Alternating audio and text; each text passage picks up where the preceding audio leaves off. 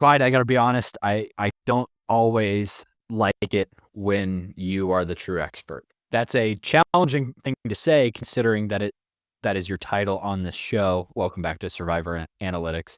But right away in this episode, well before the credits, we get a confirmation that last week your read of Rachel's shot in the dark play was spot on.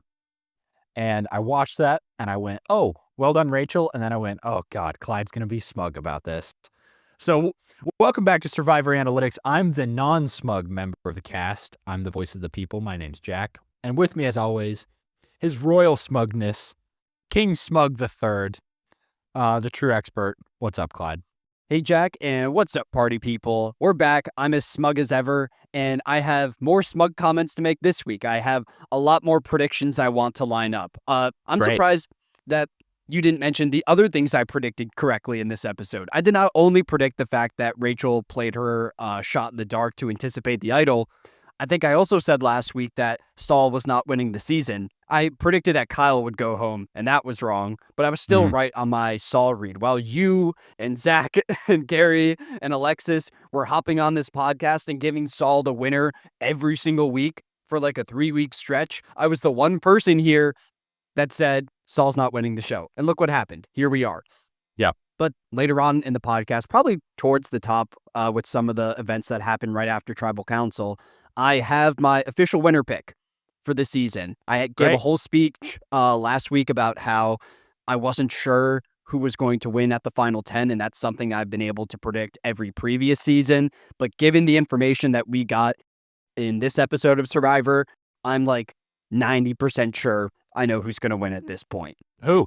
You want to just start with that right out of the gate? Yeah.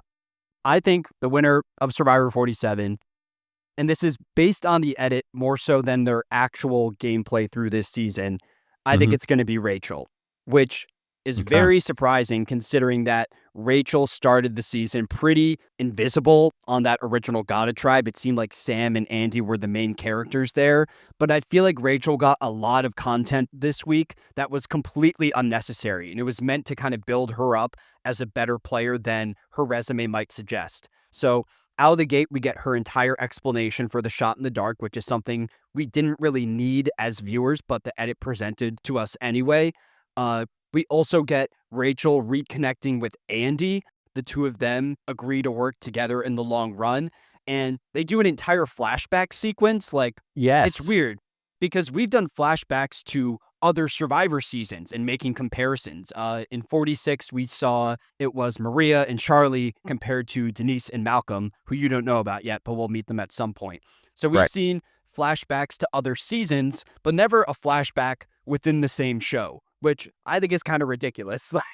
Like I don't think we need the show to remind us about things that just happened a couple weeks prior. But the fact that they are emphasizing that relationship gives me a lot of hope for Rachel in the long run, because I don't see Andy beating most people in a final tribal. All of that is to say that I'm officially on the Rachel train. My winner pick remains Andy because I picked him preseason, and I'm all about take integrity. But if and when Andy gets voted out, I'm shifting over to Rachel.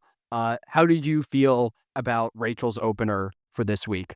I like trying to read the edit. It's one of my favorite things we do here on the show, obviously with animal shots. I put a lot of stock in the edit. Let me pitch something else to you, actually. Pretty quick ahead of Tribal, we get a shot of Rachel over the fire. I could see Rachel winning fire making and going on to winning the season. Oh, that's interesting. So that's my prediction I'm going to make, because we get this massive amount of Rachel and Andy content that is completely irrelevant for the events of the week, right? Yeah. Totally irrelevant. Neither of them have a major role in this vote. I'll say this, a pretty straightforward episode, even with the chaos, in my opinion. We have this whole sequence of flashbacks, like reminding us that Andy and Rachel know each other, which I appreciated because I'd kind of forgotten about some of it. What? It's all in the same season. Like, do we need to do a flashback whenever there's a pre-existing relationship? Like, No. when Sue and Gabe are hanging out, do they need to say, hey, remember back in episode 1 when we became friends? We don't need a flashback within the same season. But to be fair, Andy and Rachel went a long time without ever speaking on screen, right? And so reestablishing it at some point, I get why they would do it. It's weird to do it now. So yeah, I think there's some validity to the Rachel deep run theory. And I'm going to make my prediction. Rachel's winning, fire making, and then maybe winning the show. So I like that pick of her winning fire making because as it stands right now, I think Rachel's resume is in the bottom half of this cast. I think there's a lot of people that are playing better games on the island, so she might need a fire making win to earn the respect of the jury. So I could see that happening. yeah. Other highlight I have from this opening Yeah. post-tribal council is Sam's confessional, where he says that Gata got.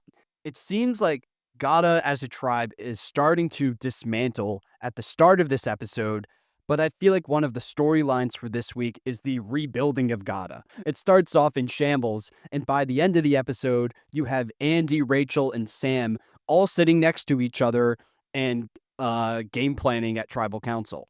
I want to get your thoughts on this. Like, how do you feel about the Gata players coming back together, especially as it relates to our fan favorite Andy? Should Sam and Rachel even trust this guy anymore, or should they give him another chance?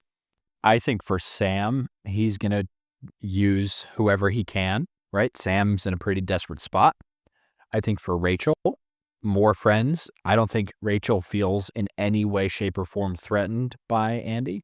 And she has no reason to. He has absolutely no ill will towards her, right? Sam, on the other hand, should run for the hills. I don't know where he could go, but Andy's, he says this at the end of the episode. He calls himself the Smiling Assassin, which is a pretty good name. I'll say that. If there's anybody on the cast that Andy would go after at this point, it's Sam. You think so? Just continue cutting the Gata numbers? I think in terms of emotional vendetta, right? There was when Andy's name was written down, Sam is the one who pushed it, right? That's when the switch flipped for him. And so because of that, I think Andy will at some point want to go after him. For Rachel, I think Rachel's in a fine spot with him. Anything else that you want to hit on before going to the challenge and the twist of the week? No, I mean, I honestly, I feel like there's a lot of this episode that we can really run through fairly quickly. The twist, the first twist, hey, pair up, kids. It's one of these kinds of challenges, the multi-stage elimination style that I feel like we've had for the last few seasons here in the new era. Is that we definitely had one in 46. Yeah, it's always one of these challenges that goes, in my opinion, way too long because they always show the first half of the challenge. There's a commercial break at the midpoint, and then we see the second half of the challenge. Like, that's a sign that we gotta calm down with these multi-part challenges. So just to break it down really fast, 5 pairs, Rachel and Caroline, Sam and Andy, Kyle and Gabe, Saul and Teeny, Sue and Genevieve. Very straightforward pairings here, right? 3-stage challenge. First stage, crawl, dig up a puzzle piece. The first 3 teams to succeed there continue on. Second stage, build a staircase, cross a balance beam. First 2 teams to win continue on.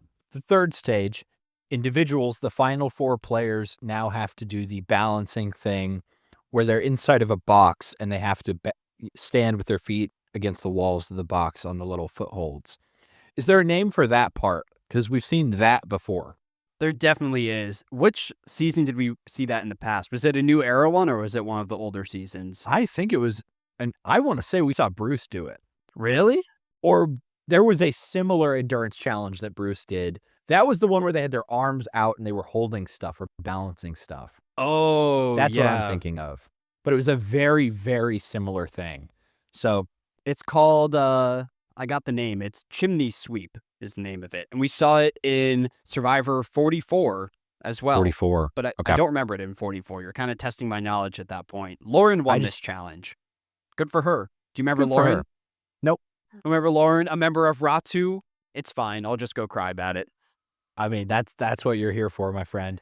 Break it down pretty quick. Oh, and the final 4 get BLTs and potato chips. We don't hear whether or not Kyle eats the BLT, by the way. or if his has bacon, right? We don't get Yeah, into that this week. I'm sure the audience was on the edge of their seats wondering, is Kyle going to break his vegetarian code for the second week in a row? It's kind of an interesting plot point that is not addressed at all. But so the final four get the reward, and the first two pairs out lose their vote and will get the opportunity to reclaim their vote on a journey. Did Jeff say at this point in the episode that they would get the chance to reclaim their vote? Yes. Okay. See, I thought when he first said that it meant that there is a world where all four of them could lose their vote. So it ended up being a better twist than I initially expected, but I was still unhappy with it. Like, how did you feel about taking away more votes at Final 10? So he does say it in a way where it could be all four lose their votes, right? It's not clear. And then once they do go to the journey, it becomes clear that, oh, three of them will get their votes back. But throughout this challenge, it is not clear who or how many of them would get their votes back, right? So I hate the lost vote. The only way I like a lost vote is in a beware advantage, right? And I like that because you're willing to sacrifice something and gamble on your future for a benefit. This is arbitrary.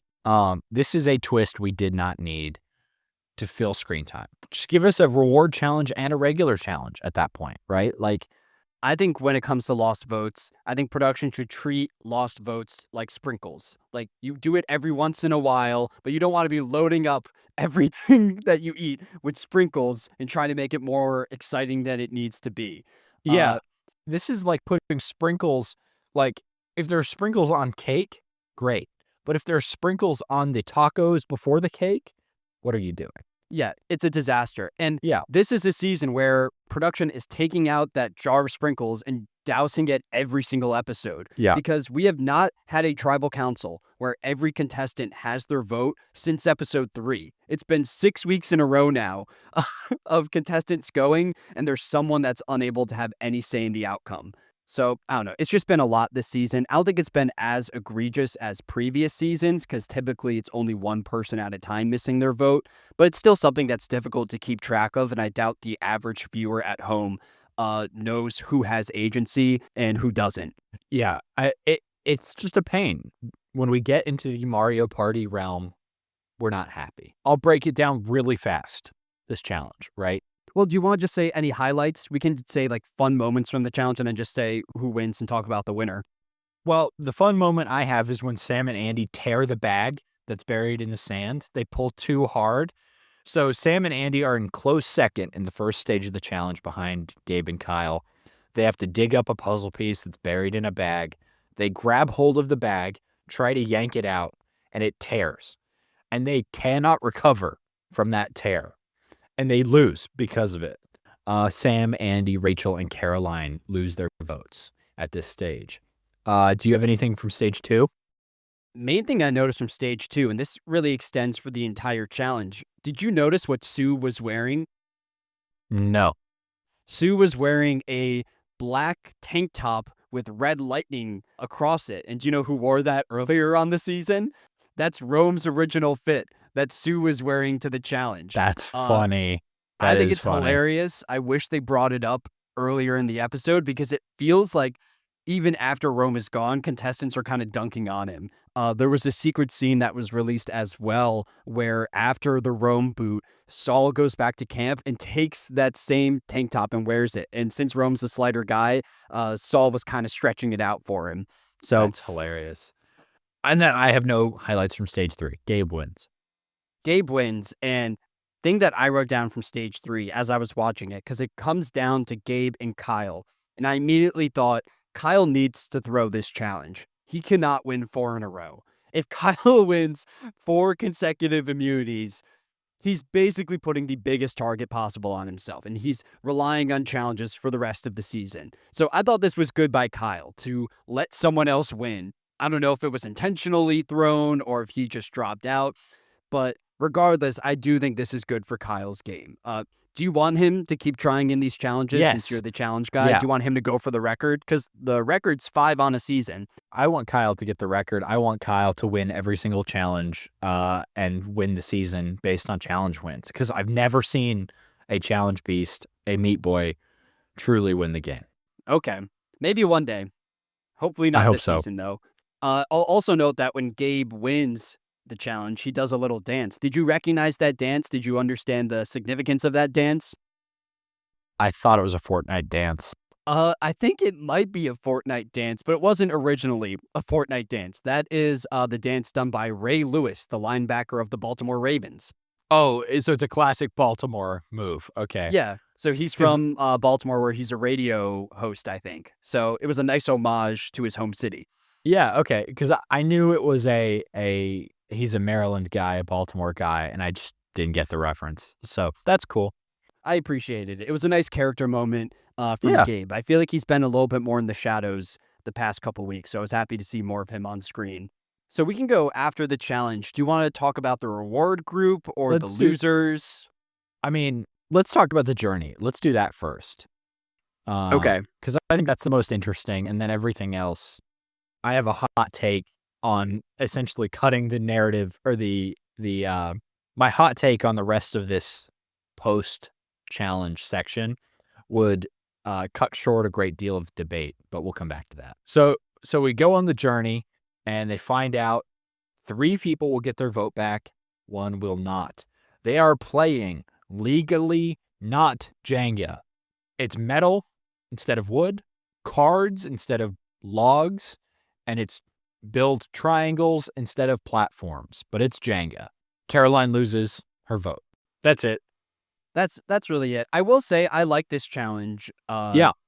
compared to most of the other ones. This was something different, and that's what I respected about it. Like, I don't think production needs to put together these wild, intricate challenges to grab my attention. Sometimes they can just do something small and tense like this, but if they edit it in the right way, it can still be engaging. And it was. It was really good. This probably took, 1/10 as much time to set up as the actual immunity challenge for this week, but I found this one so much better to watch. This probably took 4 minutes to set up because it was Jenga, and they just put it on a pretty island where the other thing was, "Hey, we have to shovel all the sand into these crawl tunnels and build this fucking frickin' staircase puzzle and a balance beam and do the endurance thing," right? There's so much it was so simple and elegant, and, it reminded me of the classic Survivor China challenge, throwing stars, you know? What? Because there's an elegance in a simple thing like that. Hey, you have to do one thing, and if you fail, you're out, and that's it. We're done. It doesn't have to be that crazy. Sometimes less is more. And honestly, one thing that added to the challenge was the setting. I like that they competed in that weird cave Oh, it's structure by the beautiful. water. It was Yeah. really cool. So it was a cool setup. Carolyn ends up losing her vote here, as you mentioned. And even though I hate that contestants are losing their agency, I will say that Carolyn losing her vote made this episode more entertaining. Because if True. she held her vote, then all 4 Tukus would be set to vote. Genevieve Right. would flip over to that side, and that's already 5 out of 10 to knock out Soul. So by taking Carolyn out of the equation, it made that plan a bit more difficult moving forward. So good from an entertainment perspective, but bad from a fairness of the game perspective. And I want to give Caroline a shout out here because we saw this last week where Genevieve had a plan, or maybe Rachel had a plan, and Caroline was like, "Oh, shucks, I wanted to come up with that. Like, I wanted my name to be on that, but good for her, right?" And in this, she's incredibly sportsmanlike. Like, she is having a great time and is so supportive of her other cast members. Will it work well for her long term? I'm not sure, but I really like her energy that she's bringing. It's just a very uplifting vibe. She's like a very positive presence on the show. I would say my worry with Caroline moving forward is that I think she's clearly number 3 in that Tuku alliance Yeah. between her, Gabe, and Sue. I think Oh, like yeah. the Caroline winning arc almost requires her to convince Sue to flip on Gabe. And who knows, maybe that'll happen at some point because it seems like more and more people are starting to see Gabe as a threat, especially after witnessing his killer dance moves after the challenge.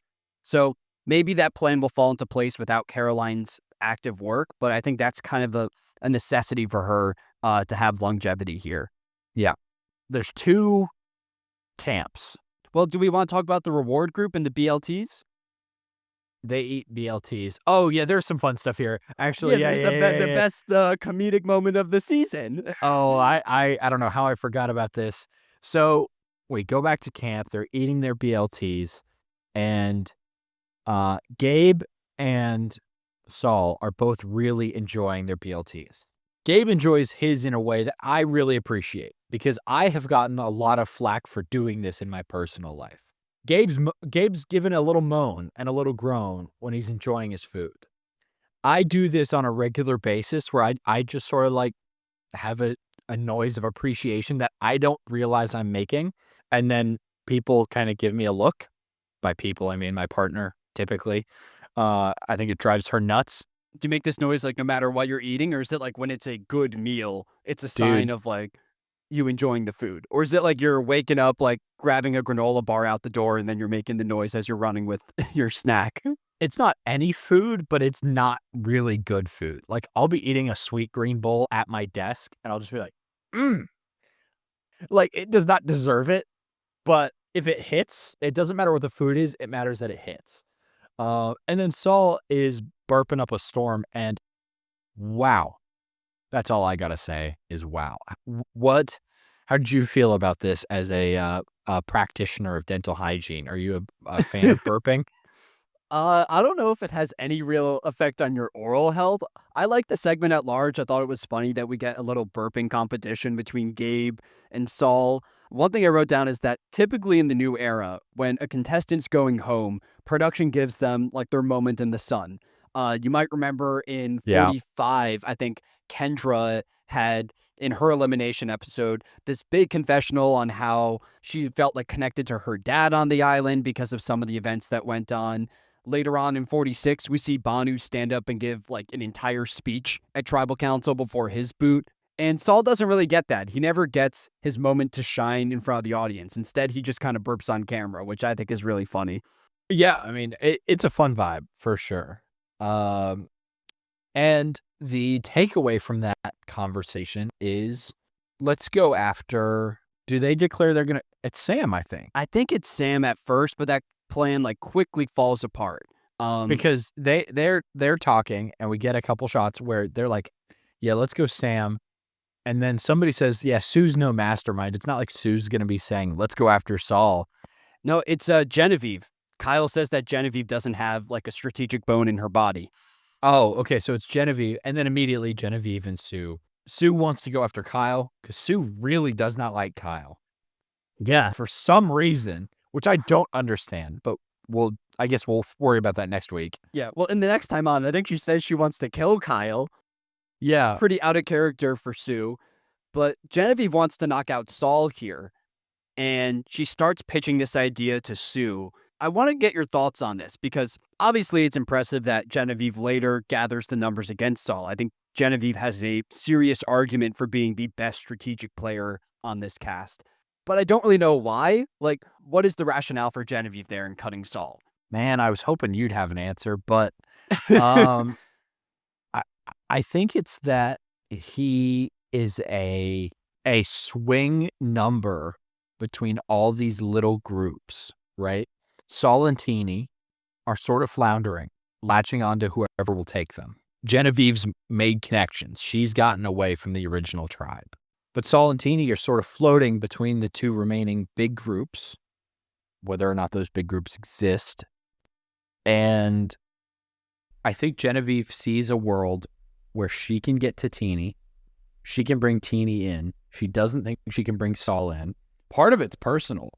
It's the Rome, the Rome stuff. But It's wild that Rome is still having an impact on the season this many weeks after his elimination. it's absurd. But I do think you can make an argument that, by taking Saul off the board, it's not taking a queen or a rook off the board, but it's taking a supportive knight, right? Like, hey, this is a piece that I can get rid of that someone could have used against me in the future.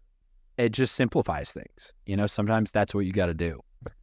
Yeah, I've had a real difficult time deciding why Genevieve went through with this move. And my reasoning is similar to what you said. I think this is Genevieve's way of fully committing to her alliance with Caroline and Sue, because we've had some segments of the three of them talking. I think last week, the three of them have a conversation on the beach where they talk about flipping on the Gatas. So I think Genevieve wants to really like put her stake in the ground with that alliance. And by knocking out Saul, she's like proving her loyalty to them. So that's all great and dandy. But now my worry with Genevieve is that she's just peaking too early. I criticized Kyle last week for winning 3 immunities and being this massive physical beast. And I think Genevieve is doing almost the strategic version of that by coordinating all of these crazy votes at a point where it's not really needed. She herself admits that, I wrote down the quote, "This Saul plan has Genevieve mushlock written all over it." And the Tukus recognize that as well. I think when she approaches Gabe with this plan, Gabe is the one that says, "Oh, this is all Genevieve's idea." Yes. I can feel that target growing bigger on Genevieve. And because of that, I don't know if I really see her winning the season anymore. I was higher on her earlier.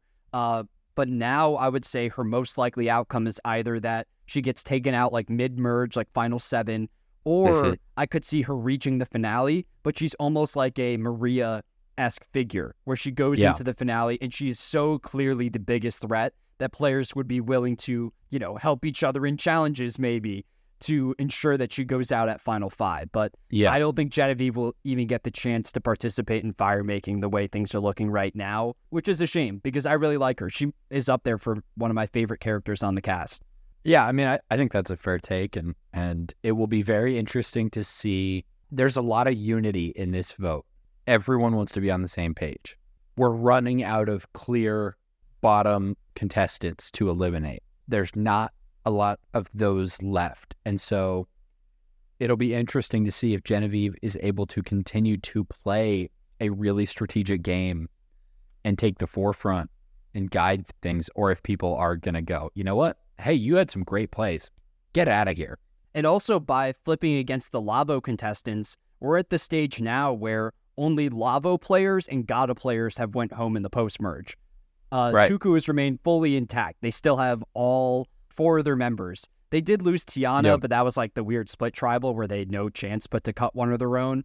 Right. So, I don't know. I just feel like if I was on the island, I would be worried going into Final 9 next week where there's 4 Tukus and 5 non-Tukus. So that's just something to consider. Other thing I wanted to ask you about was this Genevieve-Andy dynamic where when Genevieve's gathering the numbers against Saul, she has herself, she has the 3 Tuku members, which gives her 4. But to get a majority here, you need 5 because of the lost vote situation.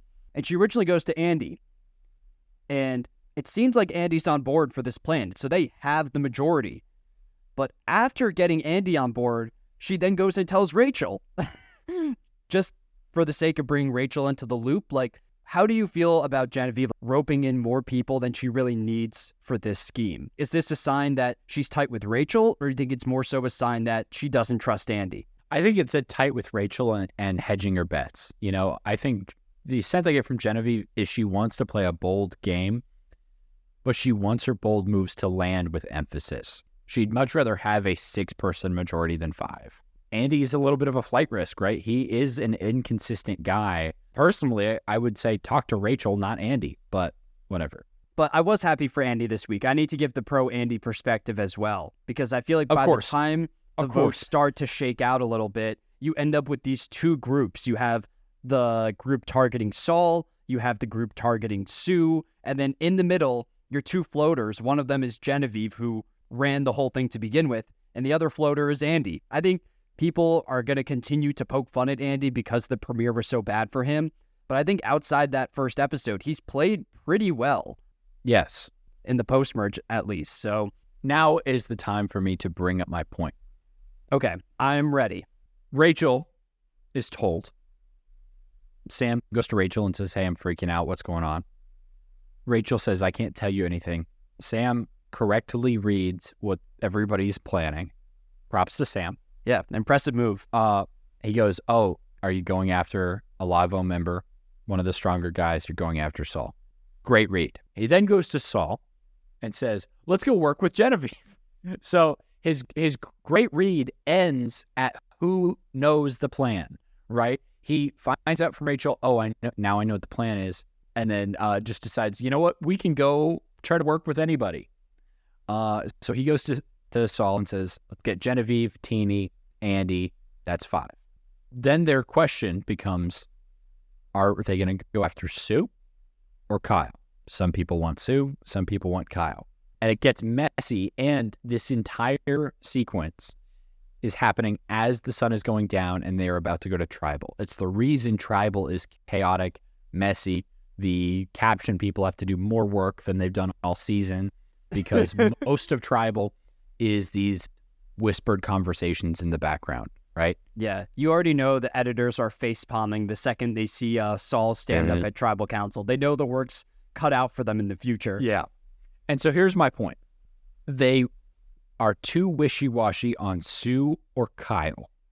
And when there's a move planned for Saul, the uncertainty of Sue or Kyle follows them to Tribal. And what I see happening at that Tribal in the chaos and the whispers is everybody going, it's not clear if it's Sue or Kyle, but it is clear that somebody's going for Saul. There's not a clear direction forward except for Saul. I don't want to be in the minority. I don't want to be the one of 2 people who voted for Kyle, right? When, you don't want a 7-2 vote, Saul to Kyle, and be like, wait, who's left, right? Yeah. And so I think that the ambiguity is what killed that vote, right? And I'm not sure who first suggests the pivot to Kyle. It might be Andy. I'm not sure. But that uncertainty is what brought Saul down. I'm pretty convinced. That's my take. Yeah, I think I agree with you. I wrote down a similar thing where I feel like the outcome of this Tribal really hinges on a group not being fully prepared when they walk in. Yeah. And that's partially on them and that they didn't get their story straight before walking into Tribal Council. But I also think it's a symptom of all the twists happening this week where you had these 3 groups, some going back to camp, some going and eating BLTs, some going and potentially losing their votes. Like, keep in mind that outside those 4 that went to the cave, the other players do not know how many votes they're even working with. They could have only 6 votes here. If all 4 of them lose it, it ends up only being 1 in reality. So I feel like they were kind of working in limbo for part of this episode since they didn't have all the information. And by the time everyone gets back on the beach, I'm assuming they only had a couple hours before Tribal Council. So that's why you get all this chaos of Sam talking with Rachel, Rachel telling him it's Saul, and then him immediately running to Saul. Like, I think Sam doesn't even take a moment to try to make it look subtle that he's going over to Saul. He beelines right for him. So I think you get all this chaos beforehand because of the structure of the twist, and that chaos extends to the Tribal Council itself.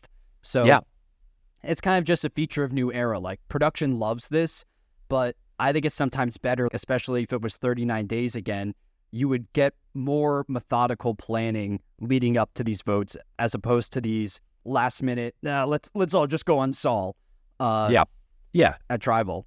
Other thing I'll say at Tribal, since we're kind of already there, is I really like Caroline in this segment. She serves as like the unofficial commentator for the Tribal because she doesn't have a vote anyway. She's just chilling and kind of talking about what everyone else is doing. That's really the only highlight I had from Tribal. The only other one I wrote down is that Sierra is wearing yellow as an homage to Gada. Is she? I thought she was wearing blue. No, I thought it was yellow. It might be yellow and blue. Maybe we're seeing the two. Like, I think it was a pattern. It's an anti-Lavo dress, basically, is what she's wearing. Yeah. There's hints in the edit that Sierra is bitter because I think Jeff makes some comment on, like, some people might not be happy coming back, and it immediately pans to Sierra on the jury. So I mean, she of course comes in angry, right? Mayor of Ponderosa, first time back after the vote that sent her home being that close. It's understandable. Yeah, I mean, I don't have anything. Okay, else at so we Tribal. can go with the vote then. It's a 8 to 1. 8 to 1. All of them landing on Saul. Everyone votes except Caroline. Quick note that Sue does not play her idol in this Tribal Council, even though her name was getting thrown around there. I felt like that was a storyline that the edit could have shown of Sue seeing the other players say her name and her considering to play the idol, but I wonder if she knew about it. But she's not having a lot of those conversations. People are walking away from her, right? Saul's walking away from her to have conversations, and I think she's comfortable. And honestly, that confidence, she's not freaking out. Saul is. Hey, that makes things a lot easier. If I'm, who's somebody who would be unsure, if I'm Andy, Ouch. and just because he's not super deep into any of the alliances, right? If I'm Andy and I'm looking around at camp or at tribal and we're all talking and Saul is going around, whispering into people's ears and captioned talk, he looks concerned, at least, if not afraid. And then I look at Sue and she's sitting there listening attentively to Jeff. Sue seems pretty darn comfortable. Saul seems worried. Maybe Saul's worried for a good reason, and maybe the vote's going to Saul. I should probably write Saul's name down to make sure I'm on the right side of the vote. So in your mind, if Saul doesn't stand up at tribal council, does he survive this round? I think it's just a facet, right? I think that confidence is a piece of the, hey, look how scattered the messaging was, where the, hey, we're going after Saul and we're sticking to it, worked out, right? Well, I got my epitaph for Saul. Please. R.I.P. Saul. Your secret agents turned in their 2 weeks' notice. He had this whole segment in the edit about how he created these secret agents with the likes of Rachel and Kyle. And at the end of the day, both of them vote against him. And he goes home here. So I like Saul on the cast. I think he was a positive presence. I think he was really shown as the combating force to Rome. But beyond that, we didn't really learn a lot about him. From a strategic perspective, I don't think that Saul played a great game. I think he was kind of on the outside of Lavo for most of the pre-merge. And then the post-merge, he was just kind of rolling with the punches and kind of doing what everyone else was doing. Like, his biggest move was giving Rachel that advantage in the split tribal. But I feel like that wasn't a crazy decision he had to make. Like, there's one Gata player there surrounded by Tuku. It's kind of a no-brainer of who you're going to give that advantage to.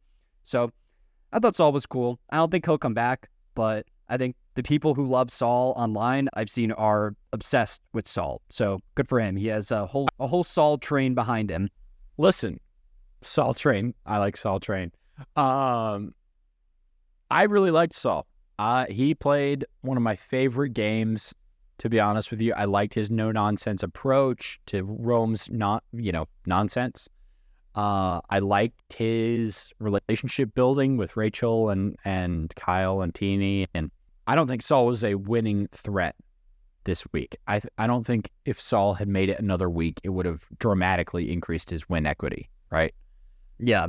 I think this was just the case of sometimes you need a name, and if somebody says a name confidently enough, that's all it takes, right? Would you want him to come back? Yes, I would love, actually, I can't believe I'm saying this, man. I would love to see Saul and Rome back on the same tribe again. I completely agree. No, if they do like a Rivals season, they're getting some rivals now on the cast. You could have, who are some other rivals? You could have Maria and Charlie. Oh, that would be so juicy. Oh my God. You could do Liz and Q, because I think Liz, when she blows up about the burger, she's blowing up at Q from that season. Ain't no way Liz is ever coming back, though. Oh, I'd be down for a Rivals season. I'm thinking if there's any rivals in 45. Oh, Bruce and Katura was a great rivalry from that season. Like, I think you can make it work with that theme at some point down the line. I think that'd be a really interesting casting approach. You down to go to winners and losers? Let's do it. Where do you want to start? Let's do winners. I feel like we've started with losers a lot lately. Okay. Who's your winner? So you mentioned that earlier in the episode, Andy described himself as the smiling assassin. I would love to give Andy the winner because I'm the #1 Andy fan. I don't think he's the real smiling assassin on the island. I think the smiling assassin on this cast is Genevieve. Quick side note, Genevieve's teeth are like perfect. Yeah, she does have very good teeth. Like, they are so white after being out on the island for weeks at this point, which is just absurd to me. But Genevieve's smile aside, I need to give her credit for pulling off this move. I think she's playing the most impressive strategic game on the island. I don't know if it's the best in terms of her long-term outlook, but we'll need to wait and see. But the fact that she was able to gather the numbers against Saul in such a short time frame is a good look on her end. So she's my winner. She's my winner as well. I think that her connections right now are really strong. I think Teeny is going to be looking for somebody to work with, and it could be Genevieve. I think she's close with Sue, but she's on good terms with everybody, it seems, right? Where Sue wants to go after Kyle. Man, if momentum goes the other way, Genevieve could have a conversation with Kyle and go after Sue, right? She's in a really strong spot. She's got Rachel. She's got Caroline. Yeah, I mean, she we'll see how far she gets, but she's looking real good right now. Genevieve seems to be very well insulated. It's just a matter of, will other people catch on to her pulling of the strings behind the scenes? Where this week people caught on to, wow, Sue's really well connected. Maybe we should go after her. And it didn't pan out, but that is now in the consciousness of the tribe, right? It'll be interesting to see if it makes it the same way, like you said. Especially from Teeny's perspective, because I think there's a moment where there's a group of people getting together and they say the other Tukus have the numbers in place against Saul. And Teeny says, wait, how does that work? Like, that means someone here needs to be flipping over to the Tukus. And I guess in some way Genevieve lucked out in that since every vote piled on Saul, she never had to show her hand as the leader of that vote. Right. Great work for Genevieve. Loser, and this one pains me because it's one of my favorite characters on the cast, but I'm giving the loser to Teeny. This is the week where I'm officially putting Teeny out of like the contenders tier for the cast, because I feel like Teeny gets a lot of screen time, but the edit surrounding Teeny is basically that they don't get their way at Tribal Council. And that's been the storyline for the entire season. Like, you can go back to the pre-merge. Teeny's two closest allies were Keyshawn and Asia. And the two people that went home from Lavo were Keyshawn and Asia. Then they get to the post-merge, and they develop a relationship with Sierra. Sierra goes out at Final 11. They're aligned with Saul from Lavo, and Saul goes out at Final 10. So if Andy is not the zero-vote finalist of the season, I could see Teeny sliding into that role. That's very fair. I hate to agree with you because she's on my fantasy team. I said this, I think, in a previous episode. There's a little bit of a Jake vibe of just, wait a minute, what's going on? Oh, that doesn't work out for me. Uh-oh. It's not exactly the same as Jake, but it's a similar energy in my mind of, I love the person and I hate what's happening to them, because it really does feel like, and Teeny sure seems like a fan. It seems like they're in the passenger seat finding out what road they're driving down, right? They're not driving and they're not looking at the map, which is a shame. But my loser is not Teeny. My loser is Sam. Here's why. Genevieve alluded in this episode to the Sam-Kyle back and forth. Sam's dying to win a challenge, right? Kyle has won a lot of challenges. Sam has no strong allies. Andy could very well be gunning for him at any moment. If everybody else on the island needs an easy target, it's Sam. He's friendless. He could be a threat. Mayor of Ponderosa is his closest ally. Saul liked him a lot. I do not think Sam has much longer left on the island, but we'll see. That's an interesting pick. You also gave Sam the loser last week. I don't know. I go back and forth with Sam just because he was so prominent for the first half of the season. I feel like Sam will be in a better spot now in that there are other challenge beasts on the cast in Gabe and Kyle that I think will get targeted before he does. And even though Sam is like this big physical guy that's normally perceived as a threat, he hasn't played particularly well in the post-merge. Like Teeny, Sam does not get his way at most post-merge tribal councils. So I could see a world where the outlook on Sam starts to shift over time from a threat to a goat. I got a quick dishonorable mention to production's honesty. Jeff, at the beginning of the challenge, said that 4 players could lose their vote, and I nearly had a heart attack. And then Jeff did a takesy-backsy and gave 3 of the players their votes back. Like, he could have just said that at the beginning, and then I wouldn't need to be there ripping my hair out over the decisions by production in the new era. So Survivor production is the reason why I have trust issues, is the moral of the story.